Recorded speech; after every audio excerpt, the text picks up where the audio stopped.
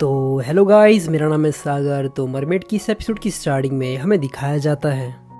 इसके बाद वो दोबारा फ़ोन पे उस चीज़ को सर्च करती है जिसके बारे में जुनजिन बात कर रहा होता है। जब उस चीज़ के बारे में पढ़ती है तो मन में कहती है, ये क्या वाइल्ड ब्रांड है, मैंने कभी भी इस चीज़ के बारे में नहीं सुना था। हाईशान स्टोर, और आजकल लोग इसके बारे में बहुत ज़्यादा बातें कर रहे हैं। ये लोगों के बीच में कुछ ज़्यादा ही फेमस है। इसके बाद हमें उस आई पैचेस के बारे में दिखाया जाता है कि वो किस प्रकार के होते हैं, और हमें ये भी बताया जाता है कि आई पैचेस किससे बिलोंग करते हैं, किसी मरमेड से। जब वो इन सारी चीज़ों को पढ़ती है वो काफ़ी ज़्यादा शौक हो जाती है और कहती है, क्या आखिर मुझे इन सारी चीज़ों के बारे में क्यों नहीं पता। मु यानजू इस प्रकार के प्रोडक्ट भी बना रहा है। अरे कहते जल्दी से उसे फ़ोन लगा लेती है और कहती है। इसके बाद वो उसे काफ़ी गुस्से में फ़ोन लगाती है और कहती है, ये है यान। वो उसके फ़ोन को उठाती है और कहती है, डियर मैं भी थोड़ी बिजी हूँ, मैं तुम्हें बाद में कॉल करती हूँ। शेंगबोंग गुस्से में कहती है, आखिर तुम किस चीज़ को लेकर बिजी हो, मैं यहाँ पर तुमसे कुछ पूछने के लिए आई हूँ। आखिर तुम उस मरमेड ब्रांड को मेरे नाम के अंडर कैसे चला सकती हो। वो कहती, ओ तो तुमने इन सारी चीज़ों के बारे में बहुत जल्दी ही पता लगा लिया, मैं तुमसे बाद में बात करती हूँ। अभी मैं अपने पार्टनर को देख रही हूँ जो कि यहाँ पर एक मास प्रोडक्शन के लिए आया है। मैं तुम्हें बाद में कॉल करती हूँ जब ये सारी चीज़ें खत्म हो जाती है। शेंगोंग उसकी ये बात सुनती है और अपने सर को घिसते हुए कहती है, मुझे ये आवाज़ सुनी सुनी क्यों लग रही है, क्या ये बिग कैंसर का है, क्या ये एक इल्यूजन तो नहीं है। और वो ब्लश करना शुरू कर देती है और कहती, नहीं क्या ऐसा तो नहीं है कि जब मैं उससे प्यार में आ गई थी और मुझे वो पॉइजन दिया गया था बिग कैंसर के तरह, तो मुझे इन सारी चीज़ों के बारे में सोचने के लिए टाइम ही नहीं मिला। और उसके बाद वो कहती है, ठीक है मुझे बताओ कि तुम्हारा जो पार्टनर है किस टाइप का है,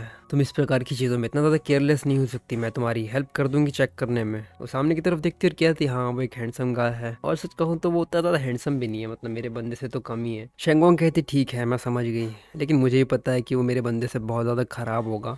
मैं तुम्हें कॉपरेशन के बारे में बताती हूँ, तुम्हें इस तरीके से नेगोशिएशन करना है कि तुम्हें बिल्कुल भी लॉस नहीं देखना है। और उसके बाद वो उसे हर चीज़ के बारे में बताती है कि उससे किस तरीके से बात करनी होगी, किस तरीके से पैसे की बात करनी होगी, वगैरह वगैरह। जब ये सारी बातें हो जाती है वो फ़ोन काट देती है और कहती है, मिस्टर ये आप कॉन्ट्रैक्ट के बारे में क्या सोचते हैं, लेकिन मेरी एक रिक्वेस्ट है, मैं यहाँ पर अगर अपनी बात करूँ तो मैं 9 पे हूँ और तुम आप 1 पे हो, और मुझे लगता है कि ये नेगोशिएबल नहीं है। जुनजुन कहता, मिस यान ये सारी चीज़ें बहुत ज़्यादा इम्पॉसिबल है, आपने सिर्फ हमें रॉ मटेरियल प्रोवाइड करवाया है और सिर्फ फार्मूलाज प्रोवाइड करवाया है, और इसके बाद अगर बात की जाए प्रोडक्शन, सेल और प्रमोशन की तो वो सब कुछ हम ही हैंडल करने वाले हैं। और अगर मैं अपनी लास्ट लिमिट की बात करूँ तो वो 6-4 होने वाली है।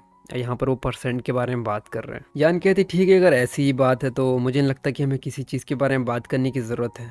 तो मुझे लगता है कि आपको मुझे ये कॉन्ट्रैक्ट वापस दे देना चाहिए, और रास्ता उस तरफ है। इसके तो हमें दिखाया जाता है कि वो वहाँ से निकल जाते हैं। तभी वहाँ पर हमें एक बंदा दिखाया जाता है जो कि जिनको टॉन्ट मारते हुए कहता है, मास्टर किन हमें लगता है कि आपको बाहर निकाल दिया गया है ना। और वो भी इसके पास में आकर कहता है, मैंने भी आज तक इस प्रकार की डिफ़िकल्ट वुमेन को नहीं देखा। वो 70-30 की बात कर रही थी।